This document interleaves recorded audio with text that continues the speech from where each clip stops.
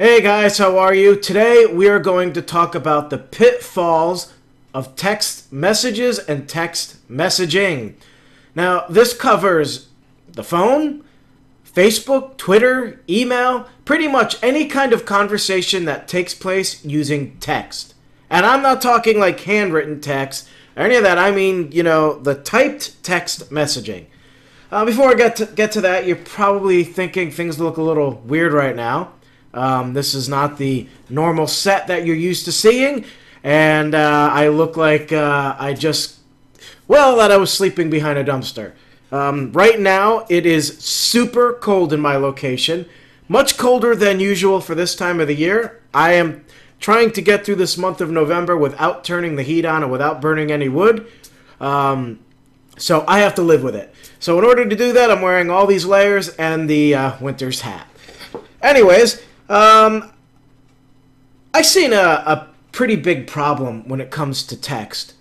And unfortunately, a lot of people don't think about this, don't realize it, and it's hurting relationships. And what I'm getting at is people assume they know the emotion of a text.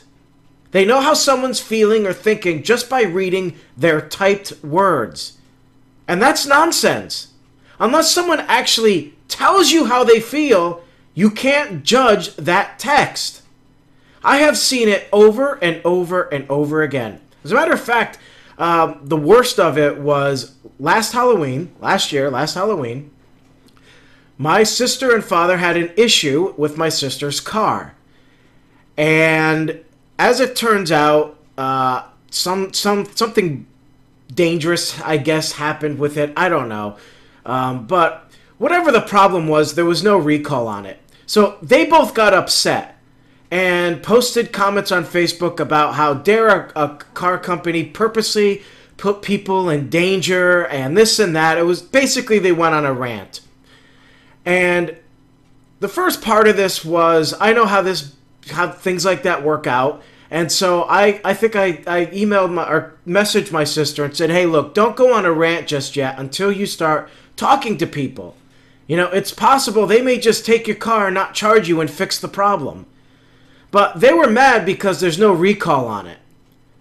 So my brother, who happens to be a mechanic and has done it for most of his adult life, that's his career. He knows how to do it. He knows it inside and out. So I have spoken to him before in person about car issues and things like that, or get advice. And he does what all people who know what they're talking about does.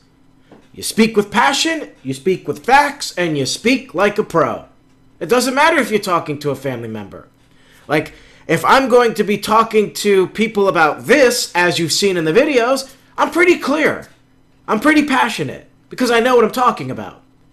And some people might view the way, a tone of someone is as being obnoxious. If someone's saying, well, I know this, and they're doing it that way, that's kind of an obnoxious way. But if you do it in a way where you're just very clear, you're talking fast, you're passionate, then people see that as being knowledgeable. They hear the knowledge, they know you know what you're talking about, and they listen to you. So that's how my brother gets when he talks about cars. And he'll say, well, this is here and this. He doesn't become a jerk and say, hey, you don't know anything. He actually likes teaching you. And I like to fix my own cars, so when I don't know something, I ask him. And then I learn something new or something I need to understand. So I know how he is about cars. I know how he talks about them. So he put a post on Facebook in response to the rant, and I could just hear his voice because I know what his motion was going to be because, like I said, I know how he talks about cars. My father and my sister, on the other hand, especially my father, because my father never really talked to my brother about cars, he doesn't know his emotions. He doesn't know how he is when it comes to cars. So my brother says, well, actually, they can't do a recall because of this, this, and this, and I know people get upset about this, but this is what I do all day, and blah, blah, blah. He just lays out all the facts about the car company, and he goes, look, I'm not defending them. I'm just telling you what I know because I deal with this stuff all the time, and then he goes into this, this, and this. Well, my father didn't read it that way. He read it as an insult because he assumed he understood what my brother's emotion was when he wrote it. So he thought my brother's emotions was of pure anger. So my father felt insulted and disrespected. So he responded to that. And he made some angry comments. And that pissed my brother off. And before you knew it, you had a war on Facebook between these two. They have not spoken to each other in a year now. They've warmed up a little bit on, I wouldn't say conversation-wise, but maybe liking each other's posts and things like that. But that's as far as it goes.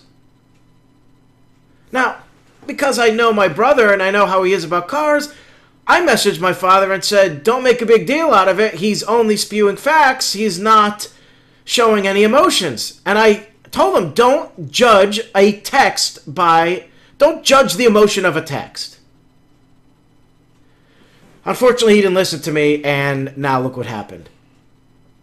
This goes on all the time. Someone will make a comment, someone else will assume they know that emotion, and then a war begins. Relationships are hurt. Relationships come to an end. I remember I was a victim of this myself. Actually, it was a decade ago. I had finished up a film, and when you do low-budget movies and you don't pay the actors and it's all volunteer, it's tough. It really is. It is better when you could pay someone because you can sign a contract with them and they know that they're getting paid for their time and they'll show up, hopefully. But when someone's volunteering and they're getting paid with a DVD copy and a free lunch, there is no contract, and most likely, if they're flaky, they're not going to show up. So I had a lot of people do that. Well, one particular person I worked with at that time was amazing. She was absolutely amazing. She showed up on time, never gave me any BS, always willing to work something out.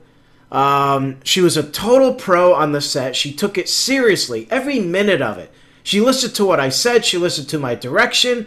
She memorized her lines. She remembered everything that I would say. So I loved working with her. She was one of the best people to work with. So I wanted to compliment her and thank her. And I wanted to continue to work with her in future projects. So I sent an email. And in my email, it mentioned how these other people, are flaky and they don't show up. And those are the people who don't deserve to make it in this business. But you, on the other hand, you were extremely helpful and, you were always on time and blah, blah, blah, blah, blah. And I really appreciate that. Well, for some reason, she thought I was being sarcastic. She thought that I was lumping her in with the other people, that I thought she was terrible. And she called me up. Now, I will give her credit for that. She, instead of just ignoring me or sending some nasty email back to me, she actually called me and she was nervous. I still hear her voice on the phone. It was very shaky. And she was upset. And that's when I explained to her. And I said, no, I was complimenting you. I could take this sentence and put this on Facebook. It's raining outside. Now you, without hearing me say it, could read that in a whole bunch of different ways. You could read it like this. Ugh, it's raining outside. So you'll think, he obviously doesn't like the rain, and you might put on, cheer up, it'll be over. But I could actually be writing it down by going, it's raining outside, because I love the rain. I could read it in a sad way. No, it's raining outside. Or as a matter of fact, it's raining outside.